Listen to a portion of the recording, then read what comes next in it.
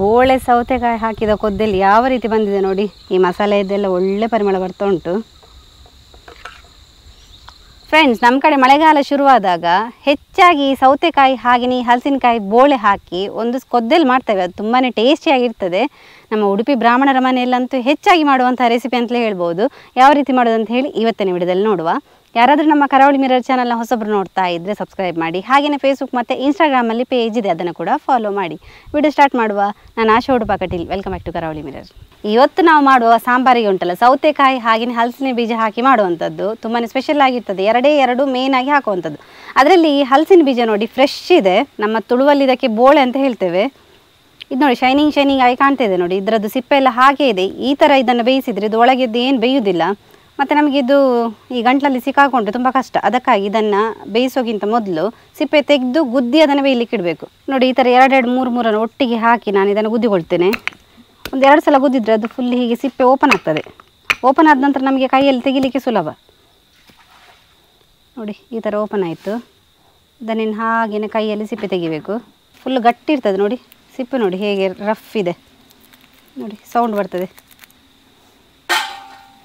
Full ಸಿಪ್ಪೆ ತೆಗೆದು ನಾವು ಬೇಯಲಿಕ್ಕೆ ಇಟ್ಟರೆ ಒಳ್ಳೆಯದು.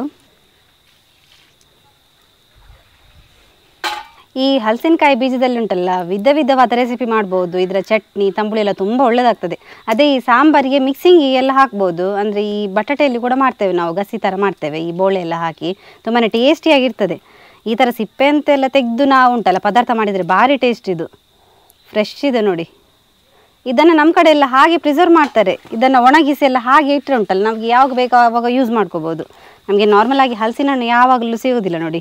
ಈ ಹಲಸಿನ ಬೀಜ ಈ ಥರ ಸ್ಟೋರ್ ಮಾಡಿದರೆ ನಮಗೆ ಎನಿ ಟೈಮ್ ಬೇಕಾದರೂ ಇದನ್ನು ಯೂಸ್ ಮಾಡ್ಕೋಬೋದು. ಫಸ್ಟಿಗೆ ನಾವು ಸಾಂಬಾರು ಮಾಡಲಿಕ್ಕೆ ಬೇಕಾಗಿ ಒಂದು ಅರ್ಧ ಕಪ್ಪಲ್ಲಿ ಆಗುವಷ್ಟು ನಾನಿಲ್ಲಿ ತೊಗರಿಬೇಳೆಯನ್ನು ಚೆನ್ನಾಗಿ ತೊಳೆದು ತಗೊಂಡಿದ್ದೇನೆ. ಅದನ್ನು ಇವಾಗ ಬೇಯಲಿಕ್ಕೆ ಹಾಕುವ. ಅರ್ಧ ಕಪ್ ಅಂತ ಹೇಳಿದರೆ ಲೋಟದಲ್ಲಾದರೆ ಒಂದು ಅರ್ಧ ಲೋಟ ಅಂತ ಹೇಳ್ಬೋದು. ಇದು ಸ್ವಲ್ಪ ನಮ್ಮ ಸಾಂಬಾರು ದಪ್ಪ ಬರಲಿ ಅಂಥೇಳಿ ಹಾಕುವಂಥದ್ದು. ಹಾಗೆ ನಾನಿಲ್ಲಿ ಹಲಸಿನ ಬೀಜ ಕೂಡ ಇವಾಗಲೇ ಬೇಯಲಿಕ್ಕೆ ಹಾಕ್ತೇನೆ. ಈ ಬೇಳೆ ಹಾಗೆಯೇ ಹಲಸಿನ ಬೀಜ ಬೇಯುವುದು ತುಂಬ ಲೇಟ್ ಅಂತ ಹೇಳಿದರೆ ಬೇಗ ಬೇಯುವುದಿಲ್ಲ. ನಾವು ಇದರ ಒಟ್ಟಿಗೆ ಸೌತೆಯನ್ನು ಹಾಕಲಿಕ್ಕೆ ಆಗೋದಿಲ್ಲ, ಯಾಕಂತ ಹೇಳಿದರೆ ಸೌತೆ ಬೇಗ ಬೇಯ್ತದೆ. ಇದೆರಡು ತುಂಬ ಲೇಟ್ ಆಗ್ತದೆ ಬೇಯಬೇಕಾದ್ರೆ. ಇದಕ್ಕೆ ಇವಾಗ ಒಂದು ಅರ್ಧ ಚಮಚದಷ್ಟು ಅರಿಶಿನ ಕೂಡ ಹಾಕ್ಕೊಳ್ತೇನೆ. ಹಾಗೆಯೇ ಒಂದು 2 ಚಮಚದಷ್ಟು ಎಣ್ಣೆಯನ್ನು ಕೂಡ ಹಾಕ್ಕೊಳ್ತೇನೆ. ಬೇಯಬೇಕಾದ್ರೆ ಎಣ್ಣೆ ಹಾಕಿದರೆ ಒಳ್ಳೆ ಪರಿಮಳ ಬರ್ತದೆ. ಹಾಗೆ ಮುಚ್ಚಿಡು. ಒಂದು 15ರಿಂದ 20 ನಿಮಿಷಗಳ ಕಾಲ ಮೀಡಿಯಂ ಫ್ಲೇಮಲ್ಲಿ ಇದು ಚೆನ್ನಾಗಿ ಬೇಯಲಿ. ಸೌತೆಕಾಯಿನ ಇವಾಗ ಕಟ್ ಮಾಡಿಕೊಳ್ಳುವ.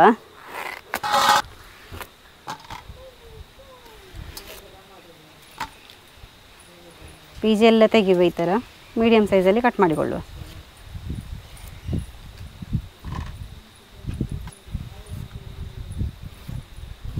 ಖಾರಕ್ಕೆ ಬೇಕಾಗಿ ನಾನಿಲ್ಲಿ 2 ಹಸಿಮೆಣಸನ್ನು ಹೀಗೆ ಉದ್ದಗೆ ಕಟ್ ಮಾಡಿಕೊಂಡು ಹಾಕುತ್ತೇನೆ. ಬೇಯುವಾಗ ಸೌತೆಕಾಯಿ ಮತ್ತು ಹಸಿಮೆಣಸು ಒಟ್ಟಿಗೆ ಬೇಯಲಿ.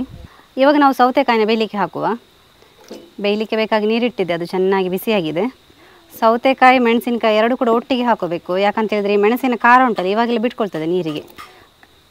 ಬೇಯುವಾಗಲೇ ನಾವು ಇದಕ್ಕೆ ನೆಲ್ಲಿಕಾಯಿ ಗಾತ್ರದಷ್ಟು ಬೆಲ್ಲವನ್ನು ಸೇರಿಸಬೇಕು. ಹಾಗೆ ನಾನು ನೆಲ್ಲಿಕಾಯಿ ಗಾತ್ರದಷ್ಟು ಹುಣಸೆ ಹಣ್ಣನ್ನು ಕಿವುಚಿಟ್ಕೊಂಡಿದ್ದೇನೆ, ಅದನ್ನು ಕೂಡ ಇವಾಗಲೇ ಸೇರಿಸಬೇಕು. ರುಚಿಗೆ ತಕ್ಕಷ್ಟು ಉಪ್ಪನ್ನು ಕೂಡ ಬೆರೆಸಬೇಕು. ಇವಾಗ ಉಪ್ಪು ಹಾಕೋದ್ರಿಂದ ಸೌತೆಕಾಯಿ ಉಪ್ಪನ್ನು ಚೆನ್ನಾಗಿ ಹೇಳ್ಕೊಳ್ತದೆ. ಚೆನ್ನಾಗಿ ಮಿಕ್ಸ್ ಮಾಡುವ. ನೀರೆಲ್ಲ ನೀವು ಸೌತೆಕಾಯಿ ಎಷ್ಟು ತಗೋತೀರ ಅದನ್ನು ನೋಡ್ಕೊಂಡು ಹಾಕಬೇಕು. ತುಂಬ ನೀರಾಗಬಾರ್ದು ನಮ್ಮ ಸಾಂಬಾರು. ಇನ್ನು ನಾವು ಮಸಾಲೆಯನ್ನು ಹುರಿಯುವ. ಮಸಾಲೆಗೆ ಬೇಕಾಗಿ ನಾನಿಲ್ಲಿ ಬಾಣಲೆಯಲ್ಲಿ ಒಂದು 2 ಚಮಚದಷ್ಟು ಎಣ್ಣೆ ಇಟ್ಟಿದ್ದೇನೆ.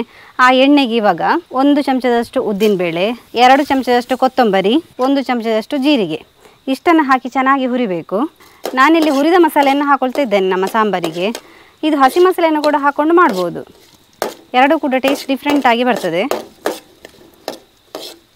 ಇದು 3 ಕೂಡ ಚೆನ್ನಾಗಿ ಫ್ರೈ ಆಗಲಿ.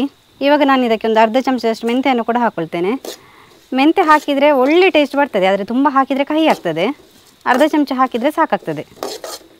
ನಮ್ಮ ಉಡುಪಿ ಬ್ರಾಹ್ಮಣರ ಶೈಲಿಯ ಕೊದ್ದೆಲಿಗೆ ಉಂಟಲ್ಲ, ನಾವು ಕೊದ್ದೆಲ ಅಂತ ಹೇಳ್ತೇವೆ, ಸಾಂಬಾರಿನ ಬದಲು ಕೊದ್ದೆಲ ಅಂತ ಹೇಳೋದುಂಟು. ಆ ಕೊದ್ದೆಲಿಗೆ ಹೆಚ್ಚಾಗಿ ನಾವು ಈ ಮೆಂತ್ಯವನ್ನು ಹಾಕ್ತೇವೆ. ಮೆಂತ್ಯ ಹಾಕಿದ್ರೆ ಉಂಟಲ್ಲ ಅದು ಪರಿಮಳ ಕೂಡ ಬರ್ತದೆ ಅದರದ್ದು, ಹಾಗೆ ಅದ್ರ ಟೇಸ್ಟ್ ಕೂಡ ಡಿಫ್ರೆಂಟಾಗಿ ಕೊಡ್ತದೆ. ಇವಾಗ ನಾವು ಇದಕ್ಕೆ ಬ್ಯಾಡಗಿ ಮೆಣಸನ್ನು ಹಾಕೊಳ್ಳುವ. ಒಂದು 5ರಿಂದ 6 ಬ್ಯಾಡಗಿ ಮೆಣಸನ್ನು ಹಾಕ್ಕೊಂಡಿದ್ದೇನೆ. ಸ್ವಲ್ಪ ಖಾರ ಜಾಸ್ತಿ ಬೇಕಂತಿದ್ದವರು ಇದಕ್ಕಿಂತ ಸ್ವಲ್ಪ ಜಾಸ್ತಿ ಬ್ಯಾಡಗಿ ಮೆಣಸು ಹಾಗೆಯೇ ಗುಂಟೂರು ಮೆಣಸನ್ನು ಕೂಡ ಆ್ಯಡ್ ಮಾಡ್ಕೋಬೋದು. ಇದು ಈ ಬ್ಯಾಡಗಿ ಮೆಣಸು ಸ್ವಲ್ಪ ಉಬ್ಬಿ ಬರಬೇಕು. ಒಂದು 2 ಎಸಳು ಕರಿಬೇವನ್ನು ಕೂಡ ಹಾಕ್ಕೊಳ್ತೇನೆ. ಒಳ್ಳೆ ಪರಿಮಳ ಬರ್ತದೆ ಕರಿಬೇವು ಹಾಕೋದ್ರಿಂದ. ನಮ್ಮ ಸಾಂಬಾರುಗಳೆಲ್ಲ ಉಂಟಲ್ಲ ಅರ್ಧಕ್ಕರ್ಧ ಪರಿಮಳ ಬರೋದು ಈ ಕರಿಬೇವಿಂದ. ಹಾಗೆ ನಾವು ಹಿಂಗೆಲ್ಲ ಹಾಕ್ತೇವೆ ನೋಡಿ, ಅದು ಸ್ವಲ್ಪ ಡಿಫ್ರೆಂಟಾಗಿ ಟೇಸ್ಟ್ ಕೊಡ್ತದೆ. ಆದರೆ ಪರಿಮಳಕ್ಕೆ ಈ ಕರಿಬೇವೇ ಮೇನ್ ಅಂತಲೇ ಹೇಳ್ಬೋದು. ನೋಡಿ ಇದಾಗಿದೆ. ಇನ್ನು ನಾವು ಇದನ್ನು ಮಿಕ್ಸಿಗೆ ಹಾಕಿ ರುಬ್ಬಿಕೊಳ್ಳುವ. ನಾವು ರುಬ್ಬಿಕೊಳ್ಳಿಕ್ಕೆ ಬೇಕಾಗಿ ಒಂದು ಅರ್ಧ ತೆಂಗಿನಕಾಯನ್ನು ತುರಿದಿಟ್ಕೊಂಡಿದ್ದೇನೆ, ಅದನ್ನು ಇವಾಗ ಹಾಕೊಳ್ತಾ ಇದ್ದೇನೆ. ಹಾಗೆಯೇ ಹುರಿದ ಮಸಾಲೆಯನ್ನು ಹಾಕೊಳ್ಳುವ. ಒಂದು ಅರ್ಧ ಚಮಚದಷ್ಟು ಇಂಗಿನ ಪೌಡರನ್ನು ಕೂಡ ಇವಾಗಲೇ ಹಾಕೊಳ್ತೇನೆ. ಅರ್ಧ ಲೋಟದಷ್ಟು ನೀರನ್ನು ಹಾಕಿ ನುಣ್ಣಗೆ ರುಬ್ಬಿಕೊಳ್ಳುವ. ತುಂಬ ನೀರಾಗೋದು ಬೇಡ ಮಸಾಲೆ. ಸೌತೆಕಾಯನ್ನು ಉಂಟಲ್ಲ, ಒಂದು 10 ನಿಮಿಷಗಳ ಕಾಲ ಚೆನ್ನಾಗಿ ಬೇಯಲಿಕ್ಕೆ ಇಟ್ಟಿದ್ದೆ. ಒಳ್ಳೆ ಗುಳುಗುಳು ಅಂತ ಹೇಳಿ ನೂರೇ ಬರ್ತಾ ಉಂಟು ನೋಡಿ. ಸೌತೆಕಾಯಿ ಈ ಥರ ಆದರೆ ಚೆನ್ನಾಗಿ ಬೆಂದಿದೆ ಅಂತ ಹೇಳಿ ಅರ್ಥ ನೋಡಿ.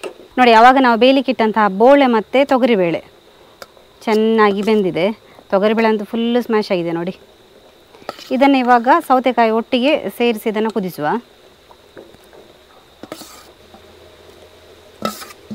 ಒಂದ್ಸಲ ಇದನ್ನು ಹೀಗೆ ಮಿಕ್ಸ್ ಮಾಡಿಕೊಳ್ಳುವ. ಇನ್ನಿದಕ್ಕೆ ನಾವು ರುಬ್ಬಿದ ಮಸಾಲೆಯನ್ನು ಮಿಕ್ಸ್ ಮಾಡುವ. ಮಸಾಲೆ ನೋಡಿ ನುಣ್ಣಗೆ ರುಬ್ಬಿದ್ದೇನೆ, ತುಂಬ ನೀರು ಹಾಕಲಿಲ್ಲ, ಸ್ವಲ್ಪ ಗಟ್ಟಿನೇ ಇದೆ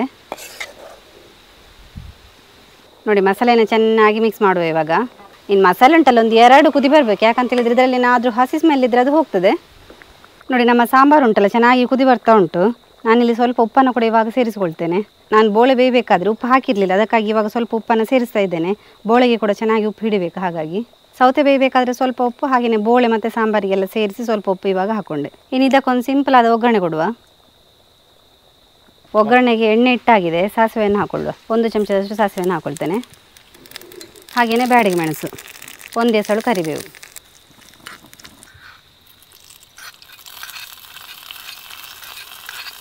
ನಮ್ಮ ಸೌತೆಕಾಯಿ ಮತ್ತು ಬೋಳೆ ಕೊದ್ದೆಲ್ಲ ನೋಡಿ ರೆಡಿಯಾಗಿದೆ. ಯಾವ ರೀತಿ ಬಂದಿದೆ ನೋಡಿ. ಈ ಮಸಾಲೆಯದ್ದೆಲ್ಲ ಒಳ್ಳೆ ಪರಿಮಳ ಬರ್ತಾ ಉಂಟು. ಯಾವ ರೀತಿ ಕಲರ್ಫುಲ್ಲಾಗಿ ಕಾಣ್ತಿದೆ ಅಷ್ಟೇ ಟೇಸ್ಟಿಯಾಗಿರ್ತದೆ. ನಮ್ಮ ಹಳ್ಳಿ ಕಡೆಯಲ್ಲಿ ಮಾಡುವಂತಹ ಒಂದು ವಿಶಿಷ್ಟವಾದ ರೆಸಿಪಿ ಅಂತಲೇ ಹೇಳ್ಬೋದು ಇದು. ಈ ಬೋಳೆ ಎಲ್ಲ ತುಂಬ ಟ್ರೆಡಿಷನಲ್ ರೆಸಿಪಿ ಇದು. ಬೋಳೆ ಎಲ್ಲ ಹಾಕಿ ಮಾಡುವಂತಹ ರೆಸಿಪಿ ನಮ್ಮ ಕಡೆ ಎಲ್ಲ ಭಾರಿ ಫೇಮಸ್. ನೋಡಿದ್ರಲ್ಲ ಫ್ರೆಂಡ್ಸ್, ಸೌತೆಕಾಯಿ ಹಾಗೆಯೇ ಬೋಳೆ ಹಾಕಿ ಮಾಡಿದ ಸಾಂಬಾರು ಯಾವ ರೀತಿ ಬಂದಿದೆ ಅಂತ ಹೇಳಿ. ತುಂಬಾ ಚೆನ್ನಾಗಿ ಬಂದಿದೆ, ಕಲರ್ಫುಲ್ಲಾಗಿ ಕೂಡ ಇದೆ. ನೀವು ಕೂಡ ಈ ರೆಸಿಪಿ ಇಷ್ಟ ಆದರೆ ತಪ್ಪದೆ ಮನೆಯಲ್ಲಿ ಟ್ರೈ ಮಾಡಿ. ಹಾಗೆಯೇ ಈ ವಿಡಿಯೋ ಇಷ್ಟ ಆದರೆ ನಿಮ್ಮ ಫ್ರೆಂಡ್ಸಿಗೆ, ರಿಲೇಟಿವ್ಸ್ಗೆಲ್ಲ ಹೆಚ್ಚು ಶೇರ್ ಮಾಡಿ. ಯಾರಾದರೂ ನಮ್ಮ ಕರಾವಳಿ ಮಿರರ್ ಚಾನಲ್ನ ಹೊಸಬರು ನೋಡ್ತಾ ಇದ್ದರೆ ಸಬ್ಸ್ಕ್ರೈಬ್ ಮಾಡೋದನ್ನು ಮಾತ್ರ ಮರಿಬೇಡಿ.